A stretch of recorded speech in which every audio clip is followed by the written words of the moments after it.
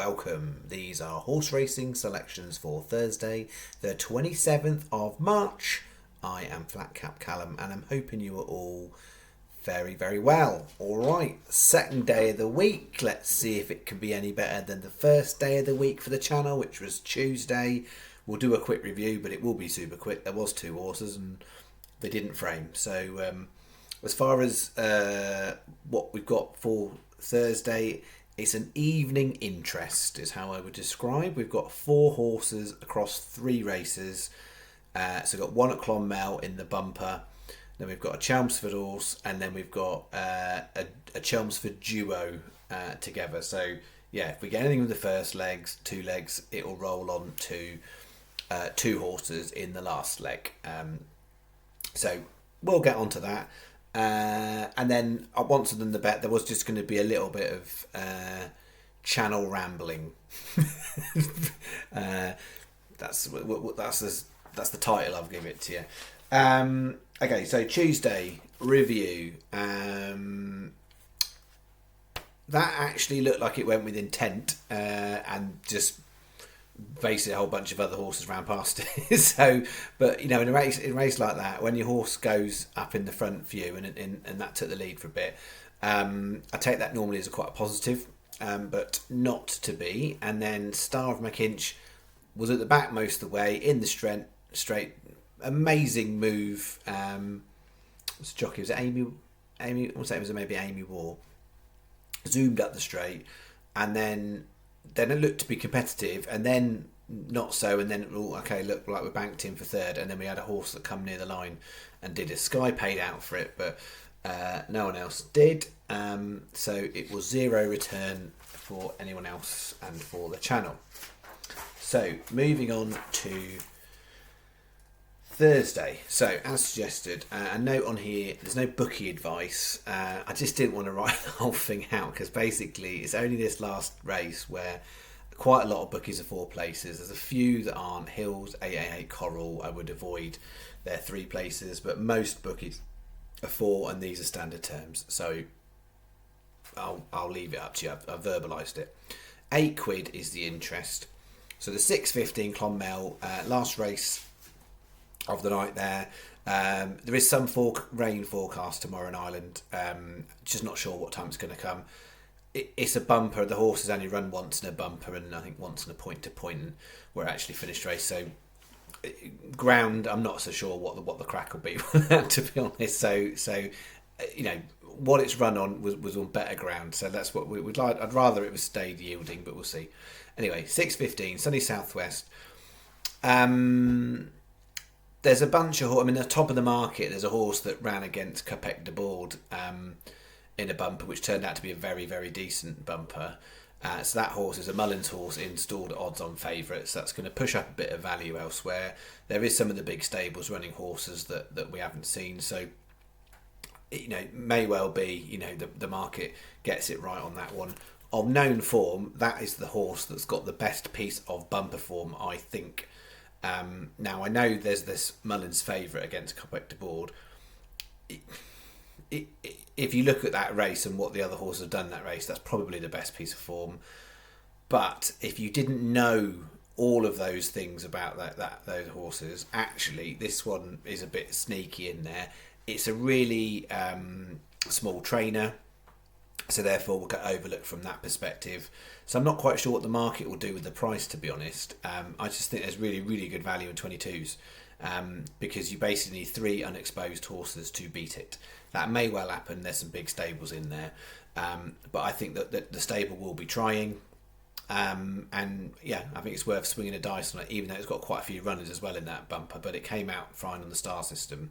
And then we go to Chelmsford. We've got a couple here at Chelmsford that are quite familiar names on the channel. 7 o'clock, Darkside Prince. Needs to bounce back. Had a little bit of a break over like Christmas, winter, January. First run since not so good. But the last few years, this is sort of the time of year where the horse comes good. I say that. February is normally, and we've only seen it once. So I'm hoping it'll kick on from last time.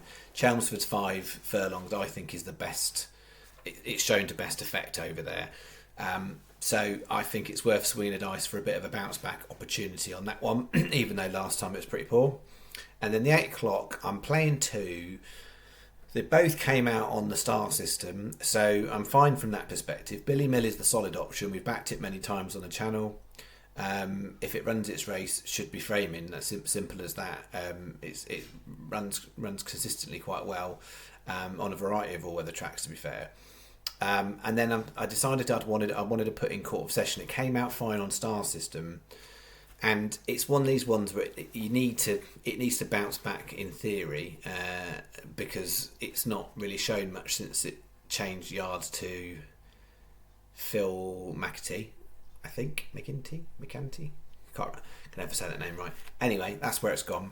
Marco Gianni's riding, which is interesting jockey booking because he's only ridden 5 times for him. I think normally what would have happened is Ross O'Ryan would have been riding that horse because Ross has got quite a good record and he's riding for the trainer on a couple of other horses at Chelmsford, but he happens to be on the favourite in this race. So I don't necessarily think Marco Gianni is like is there as number 1 pick, but also he's not a bad reserve. So if you look through the back history of the form, clearly the horse had a lot more ability than what it's shown, and I know it's finished kind of down the field in terms of place terms relative to the number of horses in the races it's running, but actually it's not been too far away in some of them. I think we're back to Optimum Trip and Mile, where it has been running on some of them on different distances. And if you go right back in the history, when it was trained by the Chrisfords, it won a couple of races at Chelmsford from wide draws. So I think it's won from 10 and it's won from 11 at Chelmsford. So the wide draw that you'll see up on some of the publications that's sort of suggesting it's a bad thing, it might not be, but the horse is it needs to really show it's got an appetite for it still. So that's what we're looking out for. But we split legged it. We've got a solid and we've got a risky.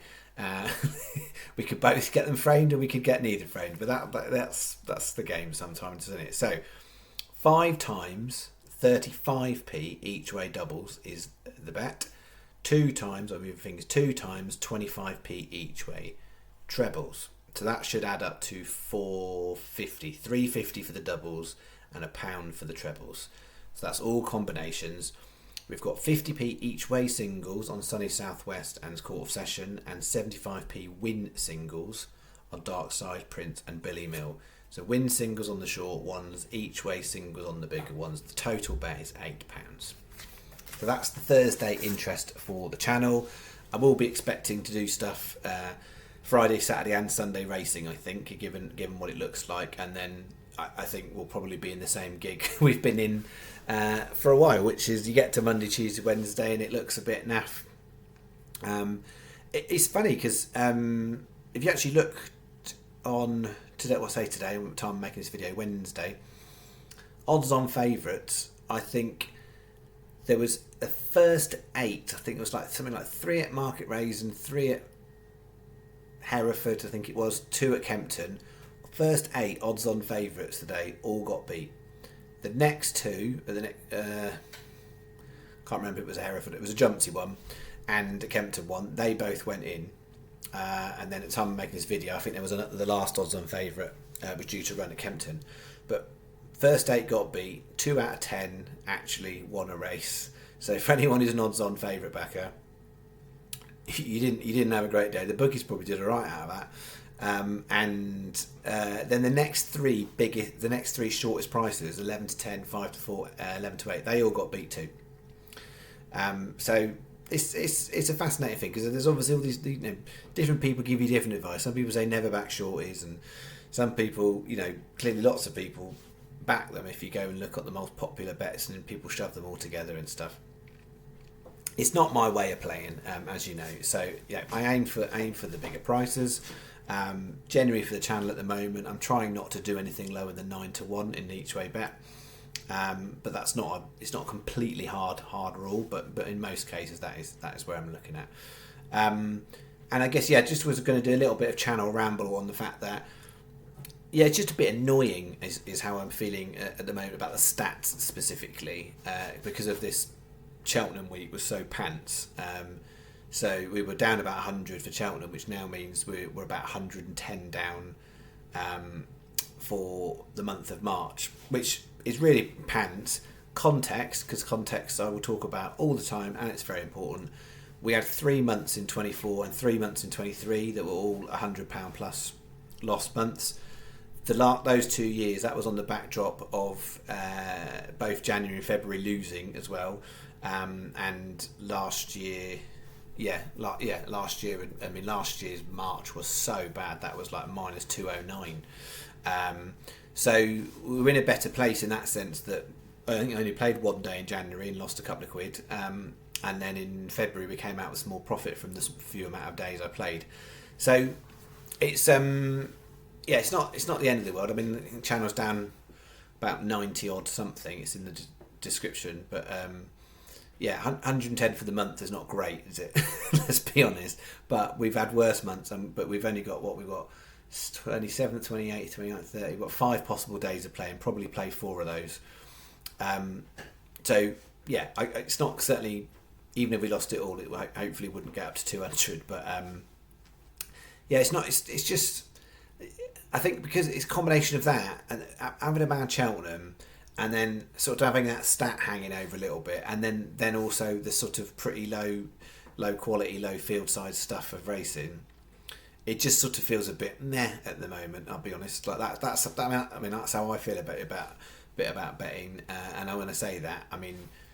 In a microcosm of the last sort of couple of weeks, feel a bit meh. And I was chatting to my old man.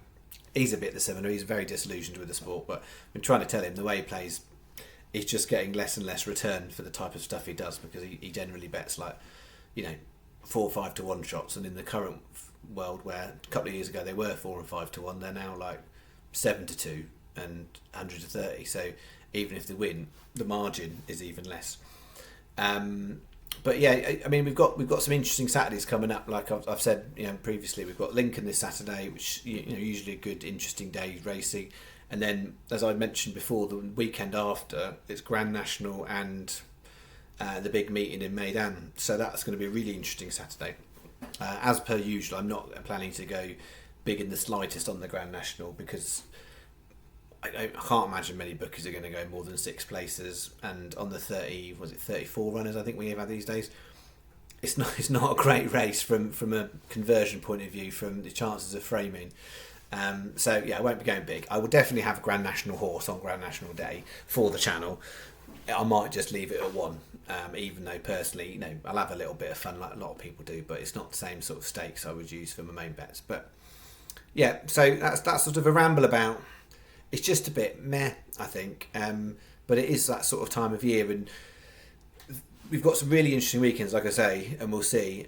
Just quite like a nice win for the channel, because actually, I think since Cheltenham put out 16 horses since the end of the Cheltenham Festival, that Friday of the Cheltenham Festival. We've only put out 16 horses, and 3 framed, no wins of those framers. So that's well below standard. And then the last 9 horses I've put out, 1 framed. So they're really, really small metrics. So you can't judge that on the long term. But it's not even like since Cheltenham, there hasn't been the stuff to cheer. We haven't had a winner of any of those. So overall, channel stats in terms of frame percentages and stuff is okay. It sort of dropped a little bit. The last couple of videos I've done, but generally speaking, we're still around the 30% mark for framing this calendar year. So 30% of selections that have had a star, and that's important, because there's been exceptions, and obviously a lot of those at Cheltenham, which is where the pain came from. But any horse I have starred, if you look at all the reviews and stuff for the year, you'll see which ones have got stars. I've tried to make it even more obvious for 2025, because I put a star next to them rather than I was using like an asterisk and stuff. So if you just look at only the starred horses, 30% of them are framed. We have had a couple of nice prize winners in that as well. I was also looking at stats around percentage of horses. This is again the star ones, because that's the ones that I'm sort of keeping track of, and generally speaking is all what I'm doing for the channel. Obviously made exceptions for Cheltenham. I'm just going to check it, because I was going to give the actual numbers. The actual number just fell out of my head. It is no, not there. So 2025. Here's some stats for stat fans out there. 2025, 57 horses have hit the star rating. And just one caveat from what I'm about to say, I haven't included, because it's just with an extra level of complicated admin to do, I haven't included anything that had a Rule 4 on it for this. So what I mean is, there might be some of these that slightly swing the results slightly differently, because there was definitely a few Rule 4s in there, but 57 picks who have had a star rating have come through a video on 2025. 31 of those 57, which is 54%, have shortened in price. 14, which is 25%, have drifted in price.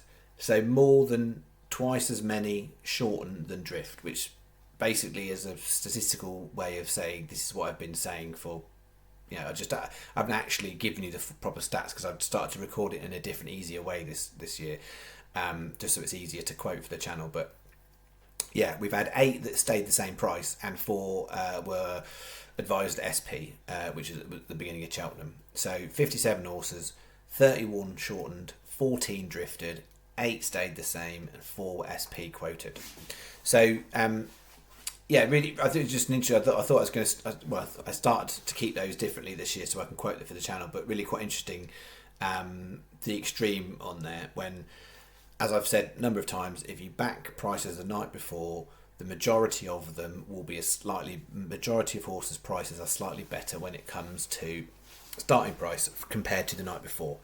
But on the channel, twice as many shorten than they drift out of that 57 sample size. I will give you another rundown of that sort of, month or two's time. And then I'm doing the usual.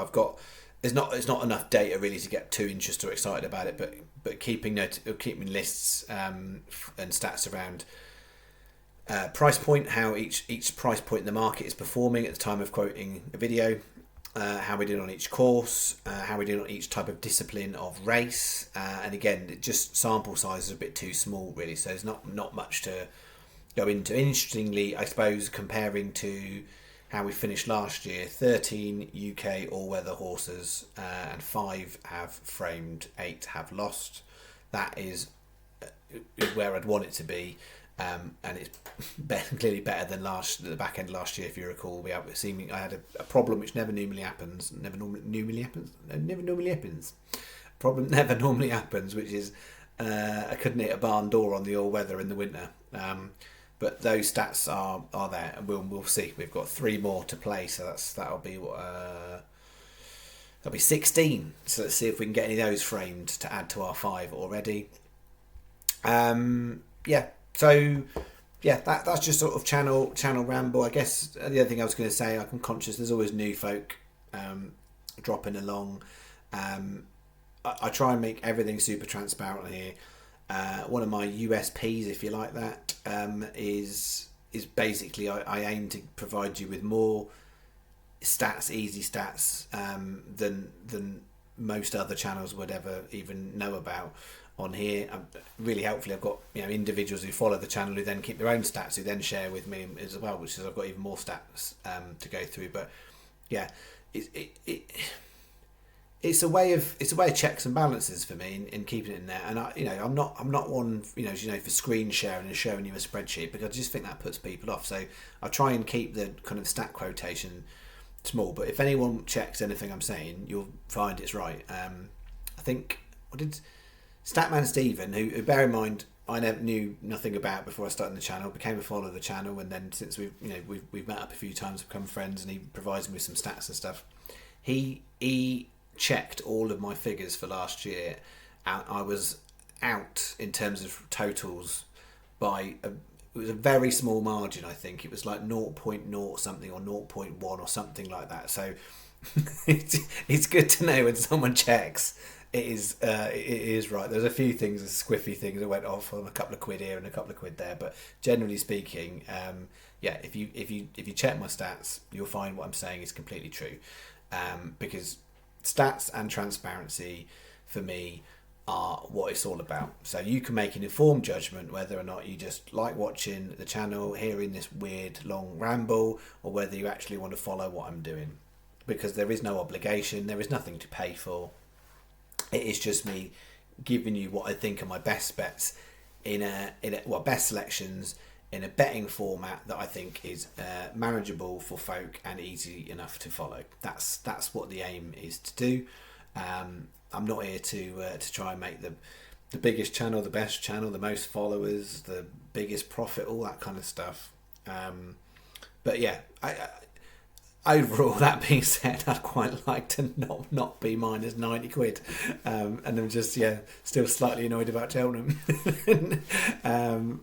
If you missed that video where I was talking about that, only annoyed at myself for going probably bigger than the channel should have done. That's my recollection of it, of what I said.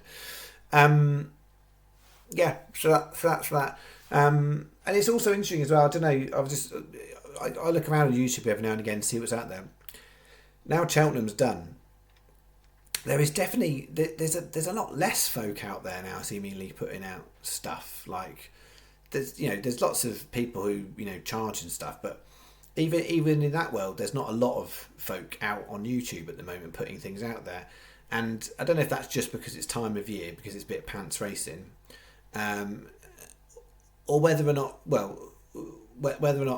just less people are interested in it. I don't know. It's fascinating. Like there's definitely a decline. I mean, as much as people can say there's more people watching Cheltenham on the TV, clearly there was less people physically going to Cheltenham because it's too expensive. And then actually the experience when you go to a normal meeting, particularly in the winters, it's not the best. I had a really lovely time last year. I went to Epsom for the first time on a summer's evening. Apart from right at the end, got tapped by some large bugs.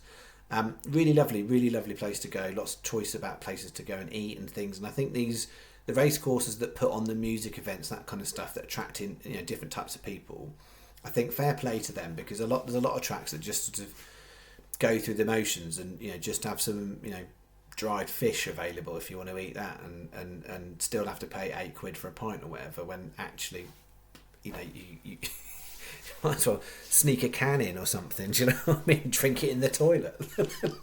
That's not something I've ever done, but I just think the overall experience is a bit pants. And then when people who do well can't bet anymore, and then the people that don't bet very much then feel scrutinised and stuff. It's interesting. I had to do something today when I was checking. I had to basically provide a report for something about credit, as in my own credit rating. And it's fascinating. I did this thing, I signed up to this thing, and I'm not going to go into all the detail of it, but basically it listed for me all of the companies that have ever checked my credit. And it's eye-popping. Literally every bookmaker I've ever signed up to, irrespective of whatever I've done in their account. So you can't tell me that's about affordability checks, because some of those accounts literally are like dormant, waiting to be used and things. But every bookmaker, in terms of all the umbrella company that bookmaker is part of, has done credit checks. And I can understand that if it was an account where I've got high turnover and a decent return, but that won't apply to every single account that's covered on. But it's fascinating because what other types of companies do that to you? Like the supermarket where you go, if you do a big shop once a week at Tesco's, £100 a week. The Tesco's, are they going to check your credit? Can you afford to keep buying £100 worth of food shopping? No, they don't. But you could bet £50 a week and you'd get a credit check on you from them. It's the world is all about data in that world. It's like data. What can we check? How much can we know about somebody? No way that is about affordability checks. It's an absolute joke. It's an absolute cover for the fact that bookmakers just want your data so they can track you, so they can know more about you. So then if you're losing, they can work out how to manipulate you to send you more offers and more things that are going to try and entice you back. And if you're winning, they'll have more things to work out who you are and therefore shut you down quicker next time you try and open an account in a slightly different name or something like that. I don't recommend that because it's against the policies, but just imagining people might do that. I think that's my ramble, guys. Yeah, it was a very much unplanned. There was some stuff in my head that I was going to say, and if you've stayed to the end, I feel bad because like last video was 3 minutes, and some people literally, I think people were trumpeting from the rooftops about how great that was, but yeah, no, I've shortchanged you. Yeah, it is a longer ramble for basically 4 horses on a Thursday night. Okay, thank you very much. I am thinking I am back Thursday for Friday racing. Yeah, that's what I'm thinking. Otherwise, outside chance it could be Friday morning first thing, but I will update you and let you know. All right, thank you very much. I hope the end of March is treating you fair enough, and I'll see you in the next video. Bye bye.